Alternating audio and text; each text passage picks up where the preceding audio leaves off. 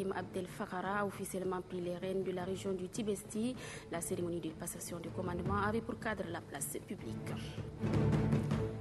Et puis les détourneurs des deniers publics bientôt devant les juridictions. L'État vient de porter plainte contre les agents épinglés par l'opération Cobra. Voilà pour les titres, mesdames, messieurs. Bonsoir et bienvenue dans cette édition. Le président de la République, Idriss Déby Itno, et la première dame, Hinda Déby Itno, ont regagné N'Djamena cet après-midi. Le chef de l'État rentre de la Mecque où il a pris part au 4e sommet extraordinaire de l'Organisation de la coopération islamique OCI à l'aéroport international Hassan Diamous. Le couple présidentiel a été accueilli par le Premier ministre Emmanuel Nadingar, était également présent aux côtés du Premier ministre et quelques membres du gouvernement, ceux du cabinet présidentiel et le maire de la ville de N'Djamena. Je le disais à l'entrée de ce journal en provenance de l'Arabie Saoudite où ils ont pris part au sommet de l'Organisation de la coopération islamique. Les présidents mauritaniens et nigériens ont fait une escale technique à l'aéroport international Hassan Diamous ce jeudi. Les deux hommes ont été accueillis à leur descente par le Premier ministre Emmanuel Nadingar. Le point avec Assirana Madingar. Le premier avion à avoir foulé le sol tchadien est celui transportant le président mauritanien Mohamed Ould Abdelaziz. Il est accueilli au bas de la passerelle par le Premier ministre Emmanuel Nadingar, sous le regard de quelques membres du gouvernement et autres personnalités ayant fait le déplacement pour la circonstance. Le président Mohamed Ould Abdelaziz a eu droit à des honneurs protocolaires dus à son rang avant de prendre la direction du salon d'honneur où il s'entretiendra avec le Premier ministre Emmanuel Nadingar. Les relations entre la Mauritanie et le Tchad seraient certainement au menu de cet entretien. Au moment où les deux personnalités s'entretenaient, un autre avion amorçait son atterrissage. Au bord de cet appareil se trouvait le président nigérien. Le Premier ministre Emmanuel Nadingar est alors obligé d'abréger son entretien avec le président mauritanien pour sortir à la rencontre du président Mahamadou Issoufou. Le président Mahamadou Issoufou n'est pas un inconnu du milieu tchadien. Il y a eu des chaudes poignées de main tout le long du tapis rouge, le conduisant au salon d'honneur. Les deux présidents ont mis au moins 1 heure à l'aéroport international Hassan Diamous de N'Djamena avant de s'envoler pour leurs pays respectifs. Dans l'après-midi, le chef du gouvernement Emmanuel Nadingar a rencontré les responsables de l'Union des syndicats du Tchad, UST. Cette rencontre s'inscrit dans le cadre des négociations entamées depuis quelques jours entre le gouvernement et cette centrale. Ramat Deyazan. Cette rencontre de très haut niveau, présidée par le Premier ministre Emmanuel Nadingar, a permis à certains responsables de l'Union des syndicats du Tchad, de l'UST, et aux membres du gouvernement impliqués dans les négociations avec le partenaire d'évaluer les principaux points contenus dans le protocole d'accord signé entre le gouvernement et l'Union des syndicats du Tchad. Il s'agit, entre autres, de la valeur du point d'indice, le reversement des agents conventionnés de l'État, les contractuels et les décisionnaires. Le Premier ministre Emmanuel Nadingar relève que le gouvernement a toujours répondu aux sollicitations et revendications sociales des partenaires. Le chef du gouvernement rassure les responsables de l'UST que le reversement des agents est en traitement au niveau des services du ministère des Finances et du Budget. Le secrétaire général de l'UST, Adja François Djondang, reconnaît une avancée dans les négociations entamées depuis quelques jours. Même si jusque-là c'est toujours au stade théorique, nous pouvons quand même appeler ça comme avancée du fait que le gouvernement accepte de faire le reversement. Nous dit même que le reversement est en traitement, mais ça sera effectif à partir du mois de septembre et que ce serait même avec un effet rétroactif à partir de janvier 2012. Et c'est maintenant sur cette base de reversement que le protocole d'accord, comme nous l'avions d'ailleurs souhaité, sera appliqué, à savoir 20% sur le reversement à chaque fonctionnaire par rapport à sa situation dans la grille. Le ministre de la fonction publique et du travail, Mamad Abali Salah, indique au sortir de cette rencontre que les plus hautes autorités ont toujours exprimé leur volonté et disponibilité de discuter avec les partenaires sociaux. Le chef du gouvernement a montré une fois de plus la disponibilité du gouvernement avec ses partenaires. L'UST a toujours revendiqué 3 points. Et concernant le conventionné, le valeur des points d'indice et le reversement de tous les achats pour éviter encore des erreurs de paramétrage au niveau de sol. Pour faire avancer les négociations, le gouvernement a créé une commission pour converger le point de vue des deux parties.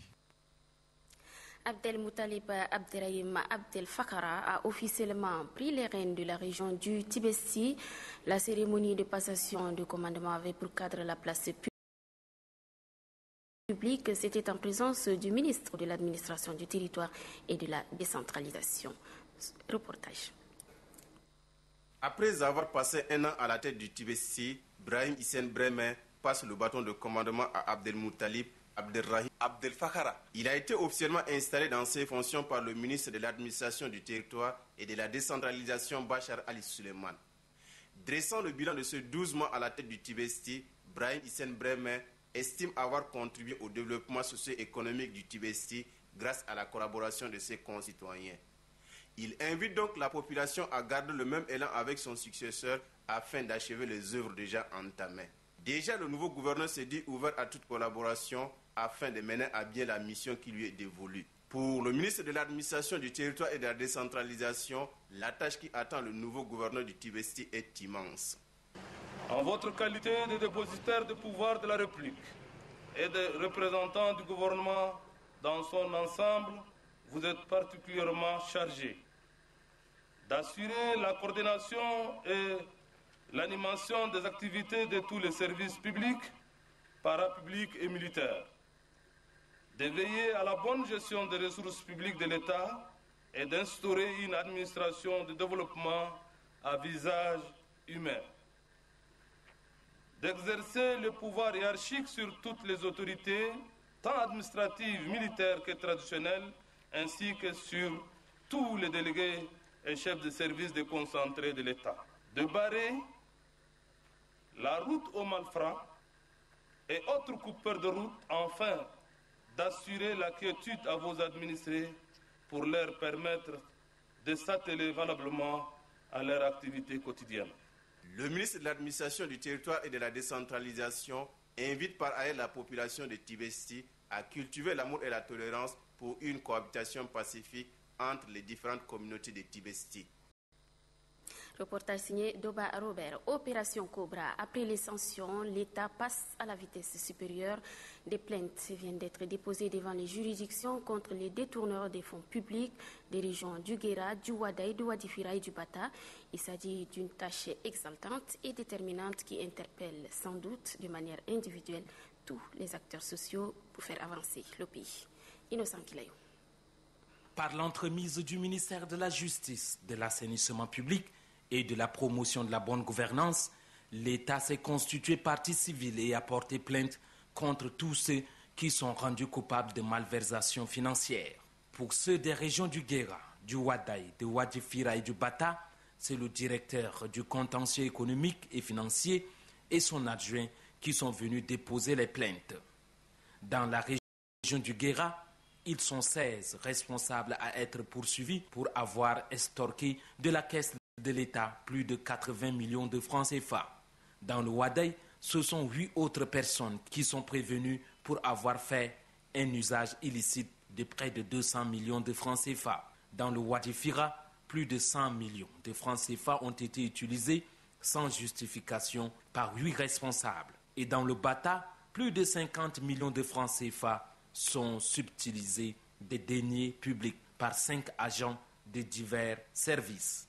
Pour les faits qui ont un caractère délictueux, notamment les infractions à caractère économique et financier, les textes donnent compétence au ministère de la Justice, de l'assainissement public et de la promotion de bonne gouvernance de saisir les juridictions pour s'assurer que les responsables de ces malversations puissent répondre de leurs actes. Pour le procureur de la République de la région d'Abéché, la procédure sera respectée afin de garantir le droit de chacun. Cette plainte nous a été donc déposée par la direction du contentieux et nous l'avons enregistrée et en notre qualité donc de procureur nous avons enregistré donc la plainte. Et très rapidement, donc, nous allons donc, mettre en mouvement donc, l'action publique. Donc, en interpellant donc, les personnes concernées. Le souci principal par ce coup de balai d'assainissement est que justice soit rendue à l'État, dont le patrimoine est gravement affecté par les agissements de ses responsables, afin d'obtenir la réparation des préjudices subis pour le compte de l'État tchadien. Aussitôt réceptionnées, les dates en provenance d'Arabie Saoudite ont été distribuées aux personnes vulnérables par la ministre de l'Action sociale, de la Famille et de la Solidarité nationale. Des cartons ont été remis aux femmes. Grangacham Irma. Réceptionné hier matin, le don en provenance de l'Arabie Saoudite est remis aux personnes vulnérables. C'est une action de deux saintes mosquées du roi Abdallah bin Abdul Aziz Al Saad. En cet effet, la ministre de l'Action sociale et de la Famille, Fatimé Issa Ramadan, a procédé à la distribution respective dans les centres sociaux de la capitale. Chaque carton contient 10 paquets de dates, dont 5 paquets par personne. Fatimé Issa Ramadan a apprécié l'action posée par les donateurs saoudiens qui ne cessent de soutenir la politique du gouvernement dont le souci majeur est la prise en charge des couches vulnérables. Pour les concernés, ce don du roi Abdallah bin Abdul Aziz Al Saad prouve à suffisance sa foi en Dieu. Pas seulement aux femmes, les cartons ont également été remis à quelques hommes dans certains quartiers de la capitale. La zakat ou l'aumône de fin de Ramadan, qu'est-ce que c'est? À qui faut-il verser la zakat et pourquoi?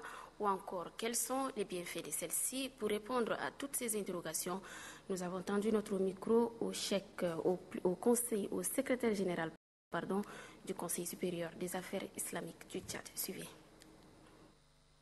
L'objectif du zakat al-Fitr.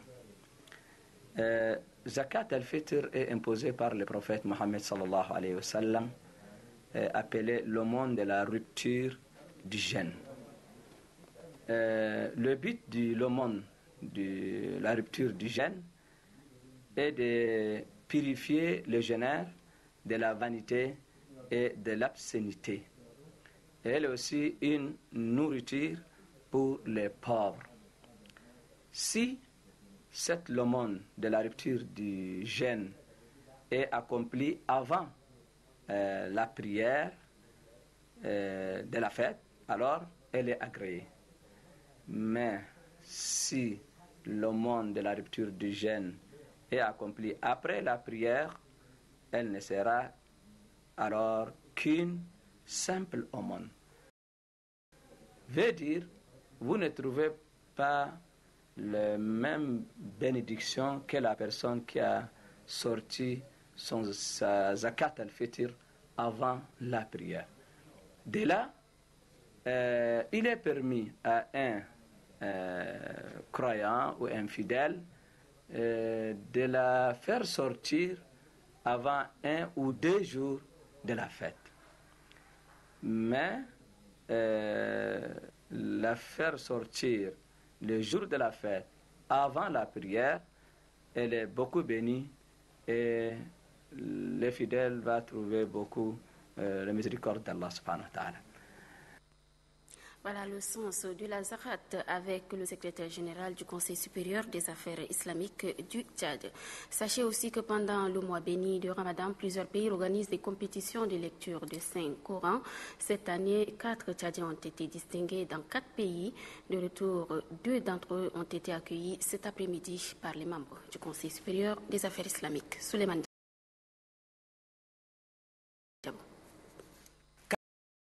4 étudiants viennent d'hisser les tricolores tchadiens sur la scène internationale avec la lecture du Saint-Coran. C'est le récit. Il s'agit d'Ahmad Mohamed Tahir, 3e à la 9e édition de la compétition internationale de la lecture du Saint-Coran d'Algérie, et de Yacoub Hassan Adam, également 3e de la 16e édition du concours de Dubaï. Ce sont les membres du Conseil supérieur des affaires islamiques du Tchad, avec à leur tête le président Cheikh Hissène Hassan Abakar, qui ont accueilli les 2 lauréats. Al-Hajj Mohamed Jidda, qui a occupé le premier rang de la compétition en Jordanie, et Mohamed Adam Mohamed, 9e du concours de la lecture du livre saint en Égypte, sont attendus en N'Djamena dans les jours à venir. Les deux lauréats ont exprimé leur reconnaissance à tous ceux qui ont contribué pour leur succès, particulièrement le Conseil supérieur des affaires islamiques du Tchad. Le président du Conseil supérieur des affaires islamiques invite les jeunes à emboîter les pas de ces lauréats. Cheikh Hissène Hassan Abakar encourage tous les étudiants à la lecture du Saint-Coran. Pour lui, à travers ce type de compétition, le Tchad peut montrer le talent de ses fils sur la scène internationale.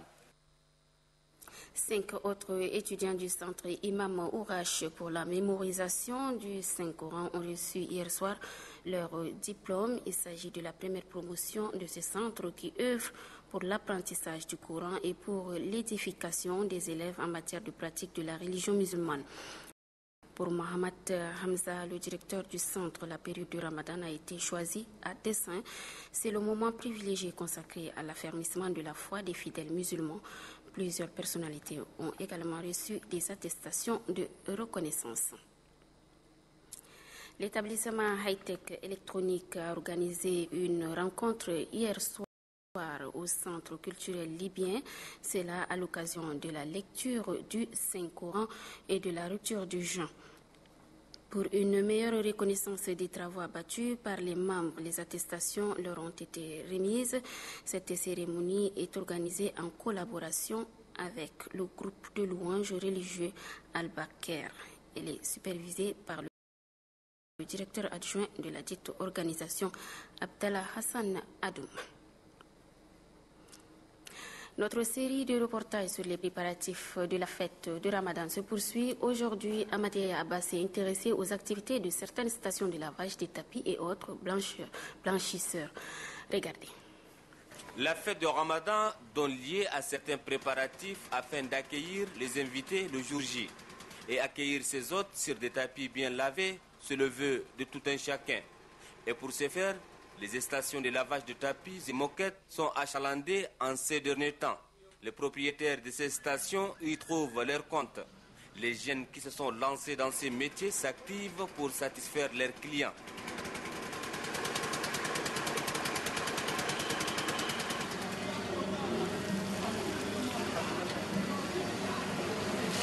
Comme ici, dans ces services de lavage dirigés par le jeune Judo, en ces mois bénis de Ramadan, il arrive à faire entrer des recettes importantes. Le travail, ça passe bien. Et si quelqu'un qui amène son tapis, on va bien laver. Ça va être clair quand même. Il y a beaucoup de clients. Par jour, presque 10 ou 15, ça passe. Même situation de rentabilité dans les autres stations de lavage. L'arrivage des clients se précipite l'un après l'autre. Et quant à nous, on veut faire tout de notre mieux pour satisfaire nos clients. À partir d'aujourd'hui, on a même suspendu de ne pas prendre les effets d'autres clients. Et c'est bon, en tout cas c'est bon. Devenue une activité génératrice de revenus pour un grand nombre de jeunes en N'Djamena, ces stations de lavage de tapis nourrissent plusieurs bouches. Conférence de presse hier du staff du studio Shalom. Cette maison qui fait la promotion de la culture tchadienne entend apporter sa modeste contribution aux artistes tchadiens pour l'enregistrement de leur album. Noubadoumbaï Talomadi.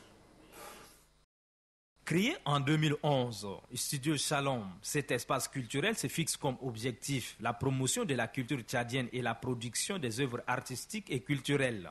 C'est donc une opportunité offerte aux jeunes artistes pour enregistrer leurs albums afin de s'ouvrir au monde. Le staff de l'Studio Shalom félicite le gouvernement pour avoir créé le Bureau tchadien des droits d'auteur, une structure qui protégera les créations des artistes tchadiens. Le directeur de la danse contemporaine, le représentant du ministre de la Culture, apprécie les efforts des promoteurs du Studio Shalom et invite les artistes à tirer profit. Le Tchad a des talents. Mais malheureusement, ces talents-là, la plupart de nos artistes sont tous des artistes amateurs. Parce que c'est une initiative qui a été prise par le Studio Shalom pour produire les artistes. Donc l'artiste tchadien peut vivre de son art si c'est réellement que c'est un art qui a été créé par l'artiste lui-même. Selon les promoteurs du Studio Shalom, un concours va être organisé le 20 décembre 2012 afin de primer les meilleurs artistes. Le futur lauréat bénéficiera d'un enregistrement gratuit d'un album. Hors de nos frontières, en Mauritanie, le camp de Béra continue de recevoir des réfugiés maliens. Ils sont accueillis par le Haut Commissariat des Nations Unies pour les réfugiés HCR. Le point avec Emmanuel Sodi à ITV. Ici à Béra, les enfants réfugiés maliens tentent de reprendre un semblant de vie malgré leur déracinement. Nous sommes à l'extrême pointe sud-est de la Mauritanie. La plupart de ces gens ont fui la région de Tombouctou depuis les premières confrontations armées entre les islamistes et les rebelles touaregs. Aujourd'hui, on a environ 95 000 réfugiés qui sont dans le camp de Ndera. Et pour nous, c'est une première. Et tout se déroule dans un calme paisible. Mais le rythme des arrivées s'accélère depuis quelques semaines, avec une moyenne de 200 personnes par jour. Chez eux, ils n'ont plus rien. Plus d'accès à l'eau, ni à la nourriture. Des hommes occupant leurs terres. Par crainte de nouvelles violences, dans le nord du Mali, ils ont préféré partir. On est ici depuis hier, jusqu'à on est venu ici. On n'a rien fait, on n'a rien mangé. Ce camp de réfugiés est aujourd'hui 3 fois plus étendu que la ville voisine de Bassikounou. Pour faire face aux prochaines vagues d'exil, la Mauritanie et le Haut Commissariat pour les réfugiés ont décidé d'ouvrir un nouveau camp à une dizaine de kilomètres de là. En Ouganda, retour triomphal à Kampala du champion olympique Stephen Kiprotich. C'est une foule nombreuse qui est venue réserver un accueil mérité au champion olympique.